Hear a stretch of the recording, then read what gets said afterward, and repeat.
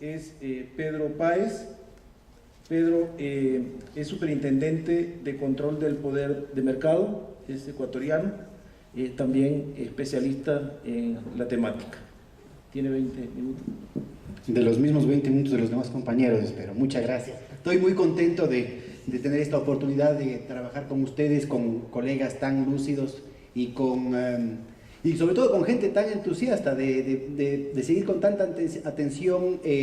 discusiones de mucho peso teórico y de mucha proyección política, porque yo creo que ese es el problema fundamental. Yo soy chapadito a la antigua y por ahí alguien dijo que no se trata tanto de interpretar el mundo cuanto de transformarlo. Y lastimosamente los académicos, incluyendo los progresistas como los de la Claxo, a veces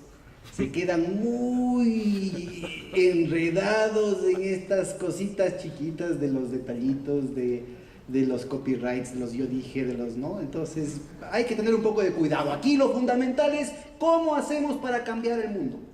Y más aún ahorita que esta crisis, que no es una crisis financiera, es una crisis de civilización, está amenazando la sobrevivencia de la especie. Y yo lo que diría inclusive más grave, está amenazando la sobrevivencia de la especie en dignidad. Y yo estaría dispuesto, digamos, a diferir un poco lo que iba a ser el eje de la intervención mía, precisamente en tanto actor directo o como en el diseño técnico de alternativas regionales como el Banco del Sur, el Sucre, el Fondo del Sur, un tema que ahorita se vuelve urgente, en la discusión y en la negociación diplomática y en la implementación institucional, y de la propuesta e impulso de alternativas globales a los problemas que se están dando a nivel global, a nivel mundial, como el tema de la iniciativa del G192 de Naciones Unidas o del Grupo de París hace un par de años, ¿no es cierto? Quería justamente enfocarme en el tema de las alternativas, pero creo que es mucho más fértil el dejarles a ustedes el intuir esas alternativas, o podríamos ir en el momento de las preguntas con algún detalle sobre eso. Algo ya se ha mencionado acá, pero básicamente están reflejados en los temas que les acabo de mencionar, en el carácter innovador, transformador, desde la teoría, desde la práctica, de lo que es el Banco del Sur, de lo que es otro tipo de moneda totalmente distinta a la concepción del euro, que es el Sucre, y de lo que sería una opción al Fondo Monetario Internacional, como es el Fondo Monetario como es el Fondo del Sur, ¿no es cierto?, en una perspectiva que permita organizar arreglos monetarios, bloques regionales, rompiendo lo que es ahorita el eje fundamental del imperio del mal, el control de la moneda, el monopolio mundial sobre la liquidez de lo más elemental que pasa en las transacciones, inclusive en muchos de nuestros barrios, y no solo porque lo digo yo que vengo de un país dolarizado, en las transacciones que hacemos más elementales entre nuestros países y que están en el corazón de los impedimentos estructurales para la unidad latinoamericana, ¿no es cierto?, a partir del dólar, perdón, y que justamente desde esa demanda artificial, que parecería un tema trivial y que algunos, inclusive algunos marxistas, cometen la barbaridad de ponerlo como un asunto dicotómico frente a la economía real, ¿no es cierto?, en torno al carácter que tienen los mecanismos monetarios y financieros, cuando precisamente una de las contribuciones centrales de Marx es llamar la atención sobre el hecho de que la esencia de la moneda y del financiamiento no nacen de la esfera de la circulación, como muchos de los economistas heterodoxos y de los cientistas sociales repiten una y mil veces, sino que está directamente ligado a la transformación del proceso productivo. Está directamente ligada a la transformación de la forma como la sociedad en su conjunto se reproduce. Y por eso yo creo que es muy importante ubicar, no como panacea, sino como premisa, como condición necesaria y no suficiente para cambiar la correlación de fuerzas y transformar el mundo aquí y ahora, no para que otros transformen o para ver con el beneficio de la duda qué es lo que va a pasar con otra gente, sino para hacer nuestra tarea y hacer nosotros la diferencia en lo que hacemos día a día,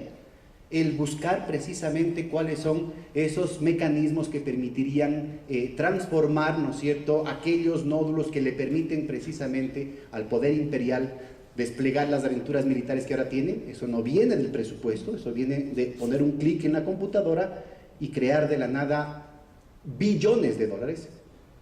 O el asunto, o la capacidad de la oligarquía financiera mundial de dominar y de poner de rodillas, no a países chiquitos como los nuestros, a las naciones, a las socias del poder del imperio, ¿no es cierto?, en la propia Europa. También aplastando un clic en la computadora y creando billones de dólares y de euros de la nada. Cuidado con el materialismo dogmático y craso. El desarrollo de la moneda, y léase los Grundrisse, el desarrollo de la moneda, ¿no es cierto?, tiene un momento en el que el poder de fetiche fuerte, el doble poder de fetiche fuerte del signo monetario, encuentra en su forma material un lastre del que va a terminar deshaciéndose. Y es precisamente eso lo que marca el cambio cualitativo de la época que estamos viviendo. Entonces, el título de lo que me convoca a conversar un poquito ahora,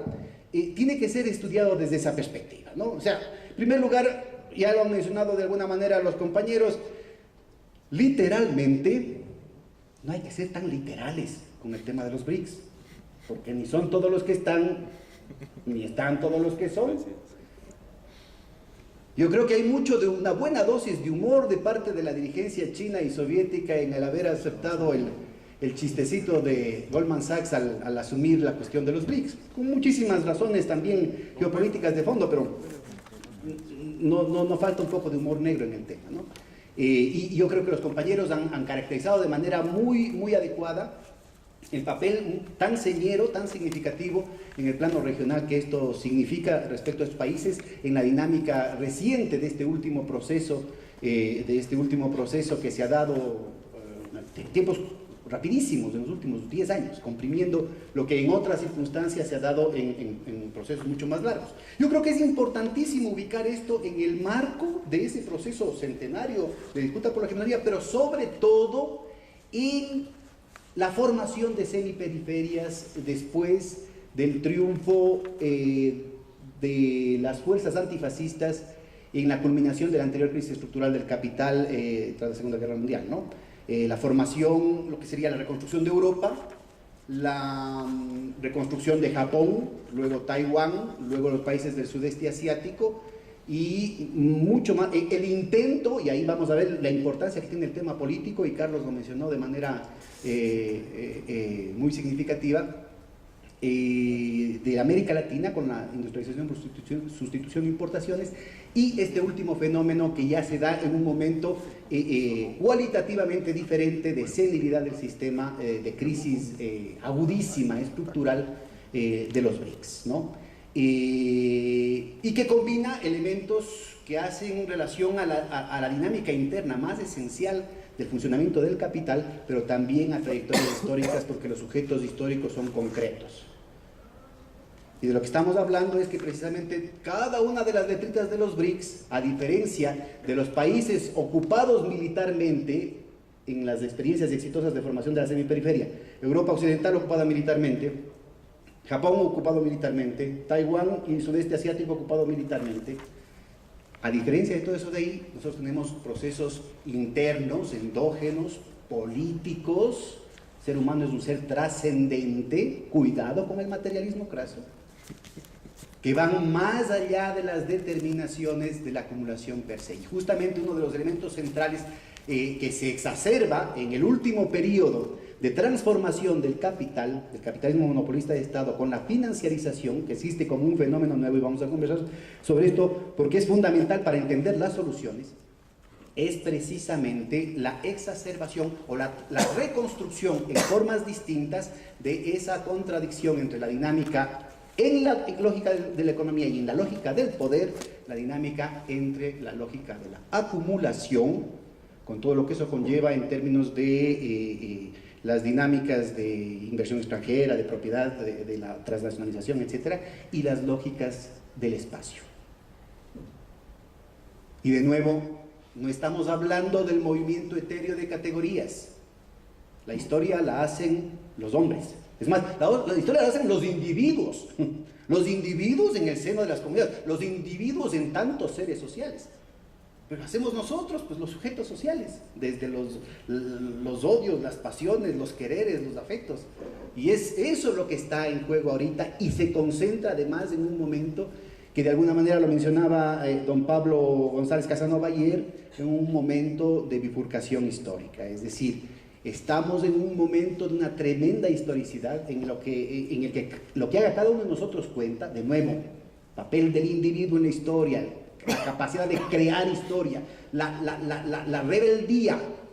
y la no admisión de que las cosas nos van a caer, de que el mundo nos va a caer, la economía nos va a caer, la crisis nos va a caer. Nosotros hacemos la historia. Y precisamente esta situación específica, tan especial, de bifurcación en la que la crisis civilizatoria puede dar lugar a un salto cualitativo en términos de las mejores tradiciones de humanismo, de democracia, de solidaridad, o puede llevarnos a un proceso de degradación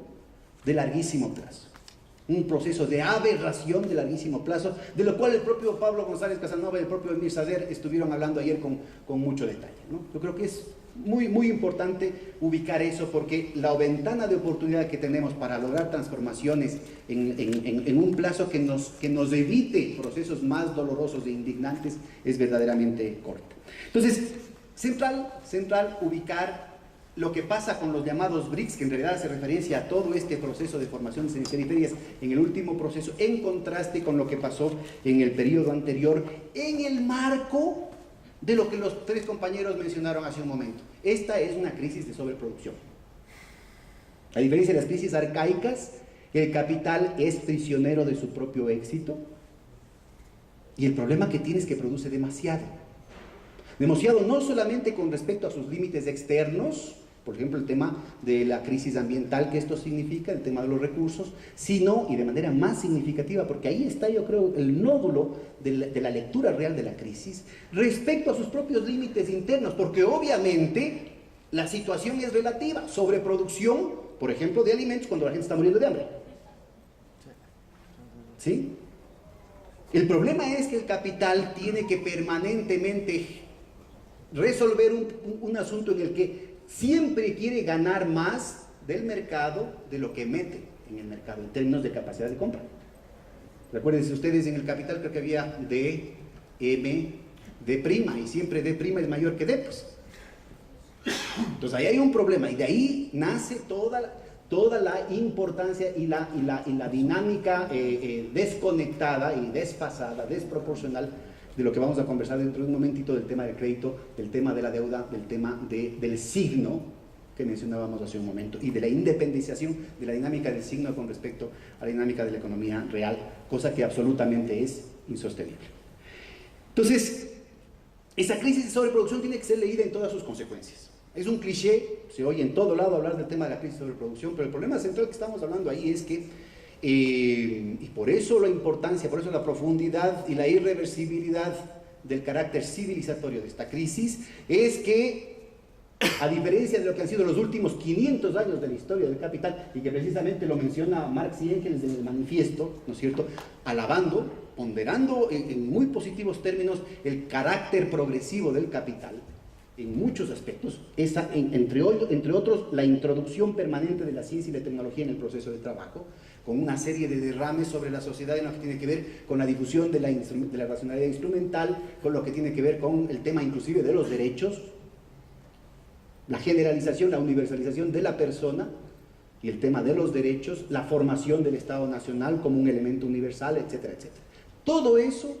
a partir de los últimos 30, 20 años, y de manera cada vez más exacerbada, empieza a volverse disfuncional para la lógica del capital. Y la solución que se está dando a la crisis, más aceleradamente, hace que esa situación se vuelva cada vez más generalizadamente disfuncional. ¿Por qué? Primero, rápidamente, porque no tenemos tiempo, pero es indispensable tener esta lectura y corroborarla en los datos que tenemos para darnos cuenta la gravedad de lo que se está viviendo y que nos negamos inclusive a reconocer como tal. Si antes el eje de la competencia estaba dado precisamente por esa introducción permanente de innovaciones científicas y tecnológicas en el proceso de trabajo, Ese proceso, bajo la concentración y centralización del capital de los últimos periodos, con una presencia colusoria del Estado, inclusive bajo las modas neoliberales, ¿no es cierto?, se lleva a tales niveles, ¿no es cierto?, que la velocidad de las innovaciones no da lugar a un proceso de amortización del capital fijo, del costo hundido, de la planta y el equipo, de la tecnología inmediatamente anterior. El efecto que esto tiene sobre la formación de la ganancia, sobre la rentabilidad de las inversiones, es fundamental y genera una presión adicional hacia lo que Orlando mencionaba hace un momento, este recurso del capital de expropiar, si ustedes quieren, por encima del plusvalor normal, parte de los salarios, parte de las rentas, parte de otras formas, ¿no es cierto?, de ingreso, para incorporarlo a las ganancias como mecanismo, como una regresión en los mecanismos de explotación hacia formas arcaicas. O sea, en lugar de pasar de formas precapitalistas a capitalistas de explotación, y dentro de las formas capitalistas de la subornación directa, de la subornación indirecta a la subornación directa, y de la extracción de plusvalor absoluto, la extracción de plusvalor relativo, que había sido la tendencia de los últimos siglos, en los últimos años tenemos una reversión hacia formas cada vez arcaicas, no solo de explotación, sino también de dominación. Situación que entra en contradicción con esa dinámica a la que hacía referencia Orlando, de una concentración de las inversiones de punta, sobre todo en China, pero inversiones en el aparato productivo concentradas en esta nueva semiperiferia, en los BRICS, para ponerlo más directamente. Pero en el caso de China incluye eso, el tema de tecnologías de punta, producción de medios de producción para la producción de medios de producción en los niveles más neurálgicos de toda la cascada tecnológica, ¿no es cierto?, que hace cada vez más importante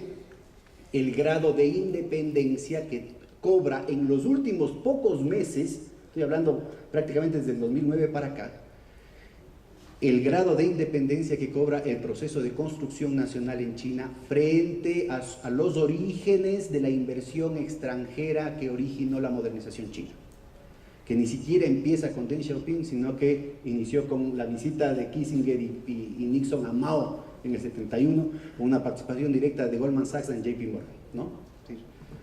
Lo que estamos, y ahí viene de nuevo el punto de cómo esto, de manera muy significativa, incide en esta contradicción entre las dinámicas, entre las lógicas de acumulación y las lógicas de reproducción del espacio, producción y de reproducción del espacio. Situación que, por eso decía, es un chiste, un poco de humor negro, ¿no es cierto?, diferencia de manera cualitativa y radical el papel, el rol, la dinámica, la gravitación que tiene China frente a lo que podría ser el caso de Brasil o peor aún, Sudáfrica. Bueno, en ese marco es importantísimo desplegar, aunque sea ilustremos rápidamente, desplegar cuáles son las consecuencias prácticas, políticas, de la dinámica de reproducción del poder. Si es que hay una crisis de sobreproducción y la introducción de nuevas tecnologías lo que hace es dificultar todavía más la recuperación de la rentabilidad en los niveles que exige el capital cada vez más concentrado, la respuesta inmediata es encontrar alternativas que escapen esa presencia física del capital, que rompan con las barreras de tiempo y espacio y que precisamente encuentren en el ámbito de la inversión especulativa una opción a esta perspectiva contraproducente de seguir mejorando las capacidades productivas en el marco de una crisis de sobreproducción. Y aquí tenemos un problema muy grave,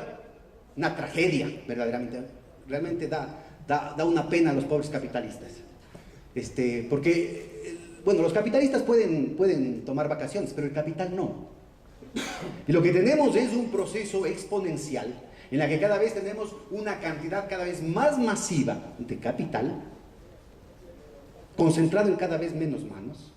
buscando tasas de rentabilidad más altas en plazos cada vez más cortos, que a su vez genera una masa de capitales cada vez más masiva, concentradas en cada vez menos manos, que buscan oportunidades de inversión con tasas de ganancia cada vez más altas, en plazos cada vez menos cortos, más cortos, y que además generan una masa de capitales cada vez más masiva, concentrada en menos manos, etcétera, etcétera, etcétera. Tome usted aliento, compañero, y dése cuenta de lo que estamos hablando. Entonces, es en esa perspectiva que hay que tener mucho cuidado en el uso de las estadísticas. Porque, como fenómeno reciente, no de las deudas, de la deuda de los gobiernos, de la deuda de los hogares, de la deuda de las tarjetas de crédito, de la deuda de las empresas, que son significativas y que ya han rebasado los límites, sino desde una perspectiva todavía más grave, un nuevo tipo de deuda, que deberíamos ponerle otro nombre, que en realidad despega en los últimos 10 años, que tiene que ver con los derivados financieros. Y estamos hablando de un volumen, no hay estadísticas exhaustivas al respecto, que llega a los 1.500 millones de dólares frente a un Producto Interno Bruto de solo 63.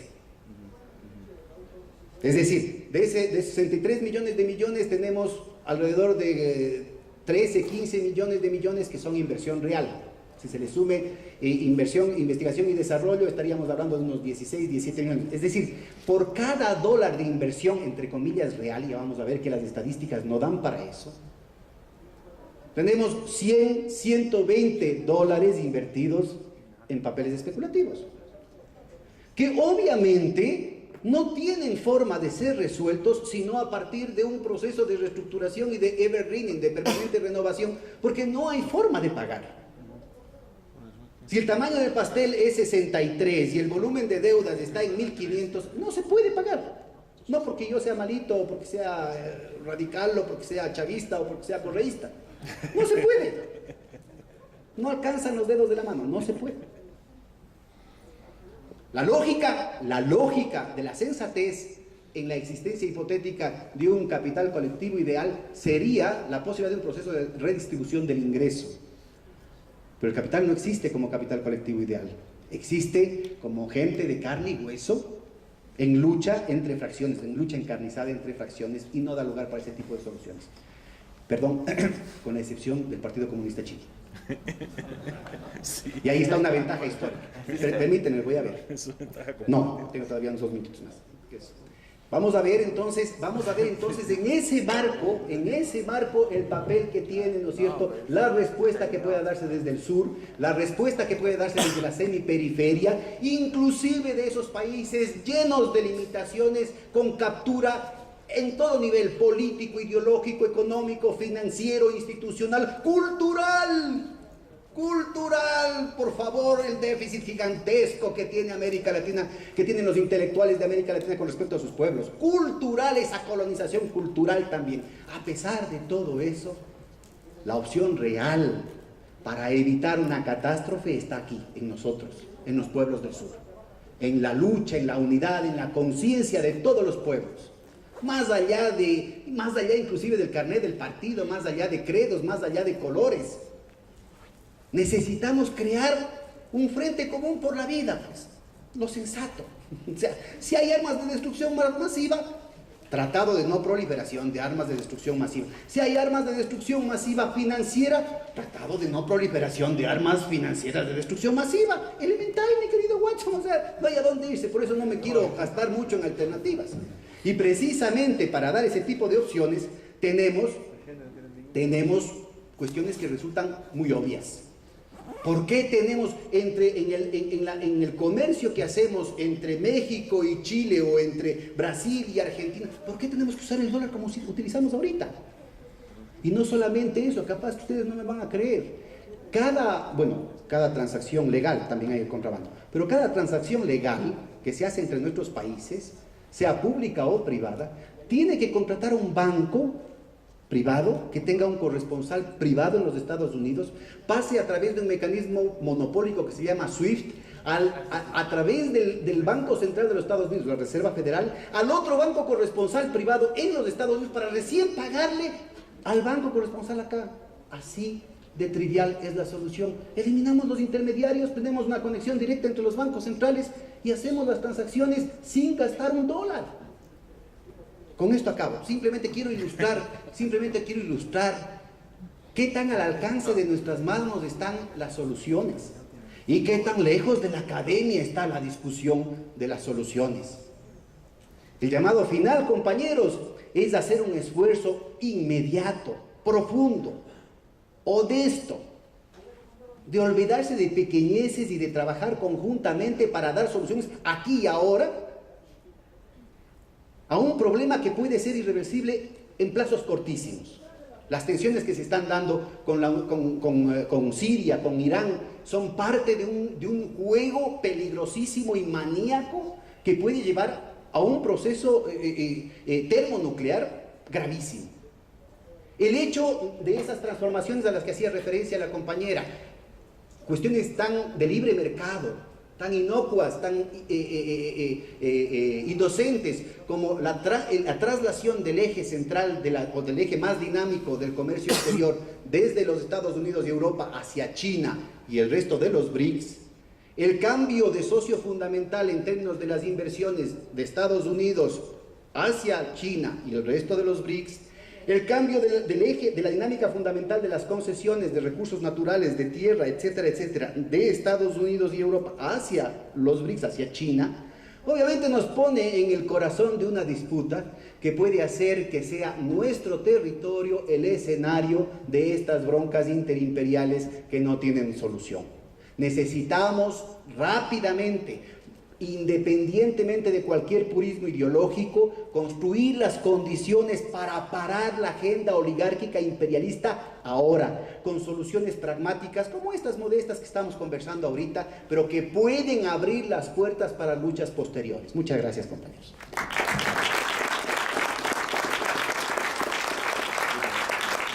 De transformarlo. Y lastimosamente los académicos, incluyendo los progresistas como los de la Claxo, a veces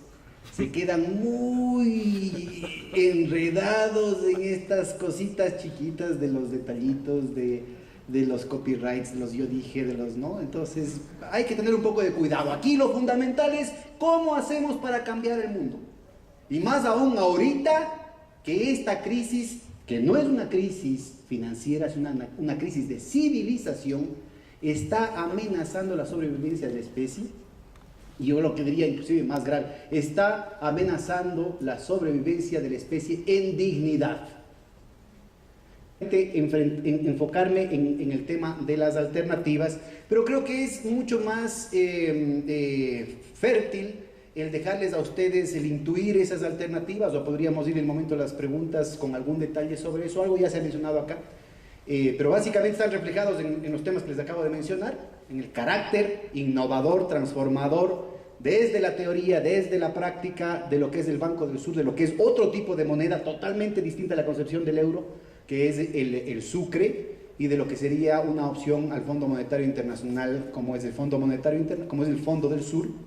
¿no es cierto?, en una perspectiva que permita organizar arreglos monetarios, bloques regionales. Es Pedro Páez. Pedro es superintendente de control del poder de mercado, es ecuatoriano, también especialista en la temática. Tiene 20 minutos. De los mismos 20 minutos de los demás compañeros, espero. Muchas gracias. Estoy muy contento de tener esta oportunidad de trabajar con ustedes, con colegas tan lúcidos y sobre todo con gente tan entusiasta, de seguir con tanta atención discusiones de mucho peso teórico y de mucha proyección política, porque yo creo que ese es el problema fundamental. Yo soy chapadito a la antigua y por ahí alguien dijo que no se trata tanto de interpretar el mundo, rompiendo lo que es ahorita el eje fundamental del imperio del mal, el control de la moneda, el monopolio mundial sobre la liquidez de lo más elemental que pasa en las transacciones, inclusive en muchos de nuestros barrios, y no solo porque lo digo yo que vengo de un país dolarizado, en las transacciones que hacemos más elementales entre nuestros países y que están en el corazón de los impedimentos estructurales para la unidad latinoamericana, ¿no es cierto?, a partir del dólar, perdón, y que justamente desde esa demanda artificial, que parecería un tema trivial y que inclusive algunos marxistas cometen la barbaridad de ponerlo como un asunto dicotómico frente a la economía real. Y yo estaría dispuesto, digamos, a diferir un poco lo que iba a ser el eje de la intervención mía, precisamente en tanto actor directo o como en el diseño técnico de alternativas regionales como el Banco del Sur, el Sucre, el Fondo del Sur, un tema que ahorita se vuelve urgente, en la discusión y en la negociación diplomática y en la implementación institucional, y de la propuesta e impulso de alternativas globales a los problemas que se están dando a nivel global, a nivel mundial, como el tema de la iniciativa del G192 en Naciones Unidas o del Grupo de París hace un par de años, ¿no es cierto? Quería justamente